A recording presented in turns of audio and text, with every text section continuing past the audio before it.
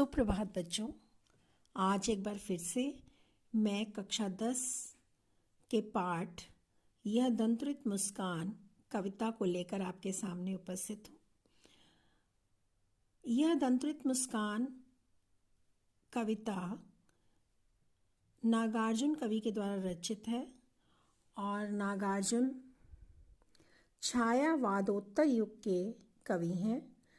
बच्चों, छायावादोत्तर क्या है? छायावाद के जो बाद का समय था उसे छायावादोत्तर युग कहा गया है और नागार्जुन जो है छायावाद के बाद के कवि हैं और यह कविता नागार्जुन जी के द्वारा रचित है।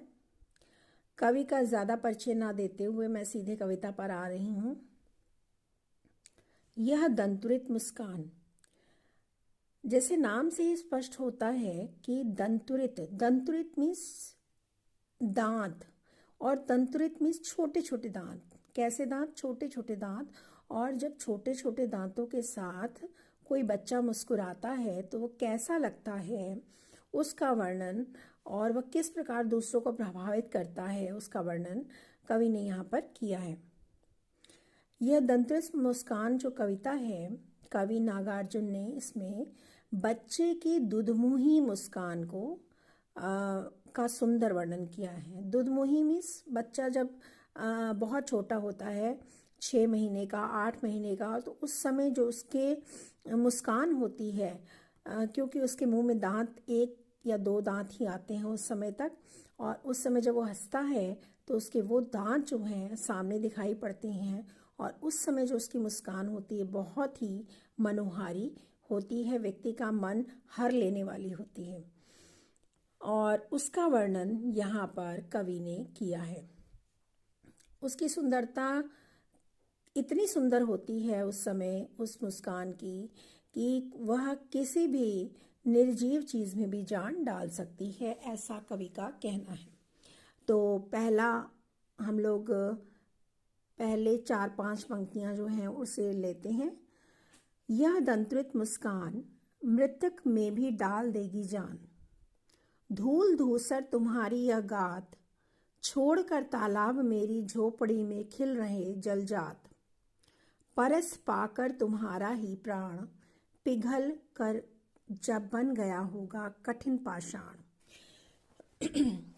तो प्रस्तुत कविता में कवि ने एक ऐसे बच्चे की सुंदरता का बखान किया है जिसके अभी अभी नए नए 1-2 दांत ही निकले हैं, अर्थात बच्चा लगभग जो है 6 से 8 महीने का है और जब वह बच्चा अपनी मुस्कान बिखेरता है, अर्थात जब वह हंसता है तो उसके जो छोटे छोटे दांत होते हैं वो सामने दिखाई देते हैं और उस समय जो उसकी मुस्कान होती है इतनी सुंदर होती है कि वह मृतक में भी डाल देगी जान।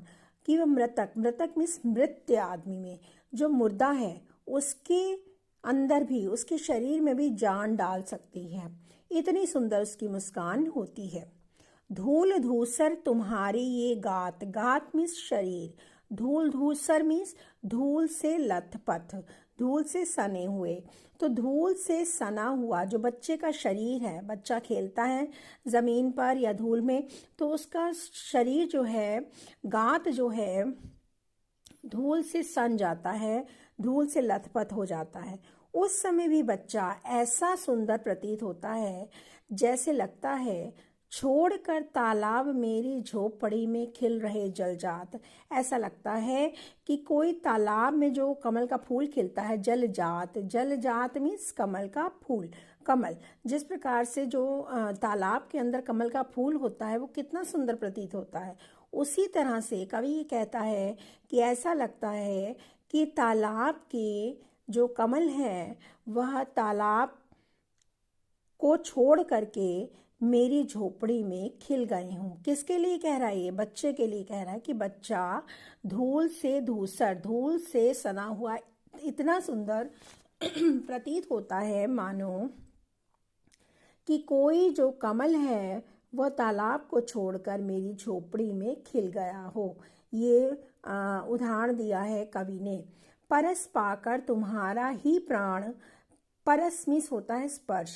तुम्हारा स्पर्श पाकर, कवि कहता है, कवि को लगता है कि बच्चे का स्पर्श पाकर, बच्चे की सुंदर मुस्कान देख करके, उसकी सुंदरता देख करके, उस मुस्कान की, पिघल कर जलजात बन गया होगा कठिन पाषाण। कठिन पाषाण मीन्स कठोर, पाषाण मीन्स पत्थर। पिघल कर मतलब कठोर से कठोर पत्थर भी पिघलकर जलजात पानी बन जाए, इतनी सुंदर उसकी मुस्कान है। अर्थात कवि कहता है कि बच्चे का स्पर्श पा करके सख्त पत्थर भी पिघल कर पानी बन सकता है। अर्थात तुम्हारा स्पर्श पा करके जो पाषाण हृदय व्यक्ति है वह भी पिघल करके सहृदय बन जाएगा। मतलब कि कठिन से कठिन पाषाण व्यक्ति जो है, जिसका हृदय पत्थर के समान है, उसका भी हृदय मोम की तरह पिघलकर पानी बन जाएगा। इतनी सुंदर मुस्कान है।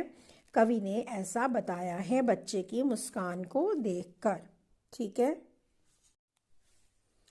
इसके बाद आगे देखिए। छू गया तुमसे कि झरने लग गए शेफालिका के फूल, बांस था कि बबूल, तुम मुझे पाए नहीं पहचान, देखते ही रहोगे अनिमेष, थक गए हो आंख लूं मैं फेर। अब जो कवि है वो वास्तव में उस बच्चे का पिता है, और उस बच्चे ने अपने पिता को कभी नहीं देखा है, क्योंकि वह बाहर रहता है, बाहर काम करता है। इसलिए जब वह पिता अपने बच्चे के सामने आता है तो वह उसे पहचान नहीं पाता है, कवि के अनुसार। तो कवि कहता है कि छू गया तुमसे कि झरने लग गए शेफालिका के फूल, कि उस बच्चे की जो चेहरा है वो ऐसा है, मासूम है, निश्चल है। बच्चों का चेहरा कैसा होता है? छोटे बच्चों का चेहरा मासूम होता है, निश्चल होता है, कोई छल कपट उनके अंदर नहीं होता। तो कवि कहता है कि छू गया तुमसे, कि तुम्हारे चेहरे में जादू है। जादू कैसा जादू है? कि उसको छू लेने से झरने लग गए शेफालिका के फूल। शेफालिका फूल का नाम है, और उसके शेफालिका के फूल झरने लगते हैं तुम्हारे चेहरे से टच करने के बाद, तुम्हारे चेहरे से छूने के बाद। ऐसा जादू है तुम्हारे चेहरे में। और कैसे? बांस था कि बबूल, यानी उसको छू लेने से बांस या बबूल से भी शेफालिका के फूल झरने लगते हैं। अब बांस या बबूल जो हैं ऐसे पेड़ हैं कि इनमें तो कांटे होते हैं, बबूल में भी कांटे होते हैं, फूल तो खिलते नहीं, और बांस में भी ऐसा ही, कोई फूल नहीं खिलते। तो कवि कहता है कि बांस और बबूल के पेड़ों से भी ऐसा लगता है कि शेफालिका के फूल झरने लग गए हों। तुम्हारे चेहरे को में ऐसा जादू है, तुम्हारे चेहरे को देख करके शेफालिका के फूल बांस और बबूल के पेड़ों से भी झरने लगते हैं। यानी कटीले पेड़ हैं बांस और बबूल के, और उनमें से भी शेफालिका के फूल झरने लगते हैं। तो कवि कहता है, कवि जो है को बच्चा जो है पहचान नहीं पाया, तुम मुझे पाए नहीं पहचान। कवि कहता है कि बच्चा जो है कवि को पहचान नहीं पा रहा है। देखते ही रहोगे। जब बच्चा किसी को पहचानता नहीं है ना, किसी नए व्यक्ति को देखता है तो क्या करता है? उसकी ओर एक टक देखता रहता है। ठीक है, तो वही कवि कहता है कि देखते ही रहोगे अनिमेष। अनिमेष का मतलब होता है अपलक, बिना पलक झपकाए हुए देखते रहना। ठीक है, अनिमेष बिना पलक झपकाए हुए देखना। तो कवि कहता है कि क्या तुम मुझे इसी तरह से बिना पलक झपकाए देखते रहोगे? अगर ऐसे देखते रहोगे तो तुम थक जाओगे। कवि उस बच्चे से कहता है कि यदि तुम इसी तरह मेरे तरफ बिना पलक झपकाए देखते रहोगे, टक देखते रहोगे, तो तुम थक जाओगे। थक गए हो, आंख लूं मैं फिर। और अगर ऐसे इस तरह से देखते देखते तुम थक गए हो तो मैं अपनी आंखें स्वयं फेर लूं। अर्थात यदि बच्चा अपलक देखते देखते थक गया हो तो कवि अपनी दृष्टि उससे स्वयं ही हटा लेगा। तो बच्चों, इसमें काव्य सौंदर्य को देखें तो भाषा खड़ी बोली है, चित्रात्मक शैली है, माधुर्य गुण है और तत्सम शब्दावली है। अलंकार इसमें कोई नहीं है। अगली पंक्तियों पर आते हैं बच्चों।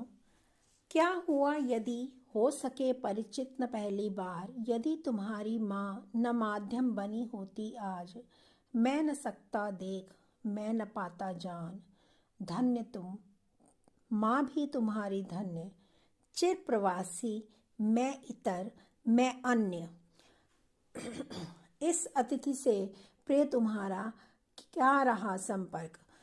तो कवि इन पंक्तियों में कहता है कि उसको इस चीज़ का एहसास है कि जो बच्चे के प्रति जो पिता का जो संपर्क है वो नहीं है इस समय। अर्थात बच्चा अपने पिता को नहीं जानता और पिता अपने बच्चे को नहीं जानता।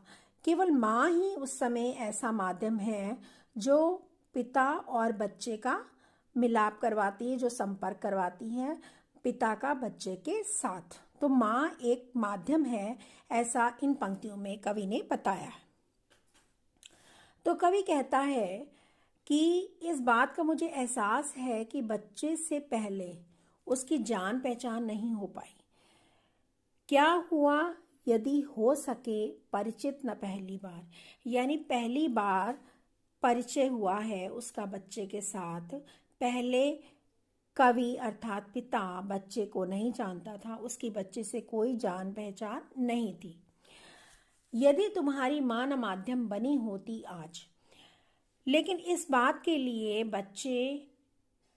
उस बच्चे की माँ का आभार व्यक्त करता है कवि कि बच्चे की माँ के कारण ही उस बच्चे से कवि का परिचय हो पाया, पिता का बच्चे से परिचय हो पाया। इसलिए कवि कहता है कि मैं तुम्हारी माँ का आभार व्यक्त करता हूँ, धन्यवाद करता हूँ कि उसने मुझे तुमसे मिलाया, तुमसे संपर्क मेरा कराया। अगर वो माध्यम ना बनी होती तो क्या होता? मैं न सकता देख मैं न पाता जान, ना तो मैं तुम्हें देख पाता और ना ही तुम्हें जान पाता, ना ही तुम्हारी इन दंतुरित मुस्कान से मेरी पहचान हो पाती, ना मैं तुम्हारी इस दंतुरित मुस्कान और सुंदर जादू जैसे चेहरे का आनंद उठा पाता। तो इसका कारण कौन थी? माँ। धन्य तुम माँ भी तुम्हारी धन्य, इसलिए तुम्हारी माँ धन्य है और तुम बहुत सौभाग्यशाली हो कि तुम्हें ऐसी माँ मिली है और तुम्हारी माँ की वजह से ही मैं तुमसे मिल पाया। इसलिए मैं उसका आभार व्यक्त करता हूँ कि उसने मुझे तुमसे मिलवाया, तुम्हारे सौंदर्य के दर्शन मैं कर पाया। आगे, चिर प्रवासी मैं इतर। चिर प्रवास, चिर मीन्स बहुत लंबे समय तक, प्रवास मीन्स होता है बाहर रहना, विदेश में रहना, बाहर रहना। ठीक, प्रवास करना, बहुत समय लंबे समय से मैं बाहर ही रहता हूँ। मैं इतर, मैं तुम्हारे लिए अन्य हूँ, अतिथि के समान हूँ, दूसरे व्यक्ति के समान हूँ। इस अतिथि से प्रिय तुम्हारा क्या संपर्क। तो कवि कहता है कि उस बच्चे के लिए मैं अजनबी हूँ, मैं तुम्हारे लिए अजनबी हूँ, परदेसी हूँ। ठीक है, इसलिए वह अच्छी तरह से ये चीज़ समझता है कि उस बच्चे की कोई उससे जान पहचान नहीं है और उस बच्चे से उसका कोई संपर्क नहीं है। इस अतिथि से प्रिय तुम्हारा क्या संपर्क। इस अतिथि से, इस पिता से उस बच्चे का कोई संपर्क नहीं है, क्योंकि कवि जो है, पिता जो है, वो उसके लिए चिर प्रवासी है, इतर है और अन्य है। चिर प्रवासी मीन्स बहुत समय से बाहर रहता है, इसलिए उसके लिए दूसरे व्यक्ति के समान है, उसके लिए इतर है, उसके लिए अन्य है, उसके लिए अतिथि के समान है, इसलिए उसका उससे कोई संपर्क नहीं है। और यदि उससे उसका संपर्क बन पाया है, वह उसे देख पाया है, उसकी सुंदरता के दर्शन कर पाया है, तो वह सिर्फ उसकी माँ के कारण ही ऐसा कर पाया है। कवि कहता है कि मेरा तुमसे प्रथम परिचय भी नहीं हुआ था, लेकिन ना ही मैं तुम्हें देख पाता, ना मैं तुम्हारी सुंदरता के दर्शन कर पाता, ना मैं तुम्हारे दांतों की सुंदर मुस्कान देख पाता। लेकिन इसका कारण क्या थी? तुम्हारी माँ जिसने तुमसे मेरा संपर्क करवाया। ठीक, तो इसका काव्य सौंदर्य भी देख लीजिए। भाषा खड़ी बोली है, चित्रात्मक शैली का प्रयोग है, माधुर्य गुण है और तत्सम शब्दावली का प्रयोग है। ठीक है, अंतिम पंक्तियों की ओर बढ़ते हैं बच्चों। उंगलियां माँ की कराती रही हैं मधुपर्क, देखते तुम इधर कनखी मार, और होती जब की आंखें चार, तब तुम्हारी दंतुरित मुस्कान मुझे लगती बड़ी छविमान। अब कवि कहता है कि अंगुलियां माँ की कराती रही मधुपर्क।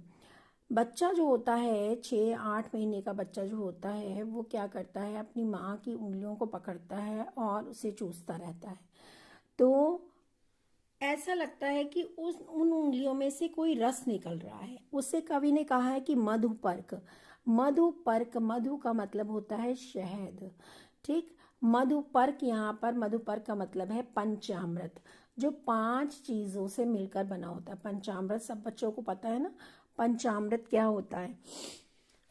5 चीज़ों से मिलकर बना होता है और ये मीठा होता है। तो कवि कहता है कि ऐसे चूसता है अपनी माँ की उंगलियां बच्चा, जैसे उसमें से पंचामृत निकल रहा हो, उसमें से मधुपर्क का स्वाद आ रहा हो और उसे आनंद मिल रहा हो।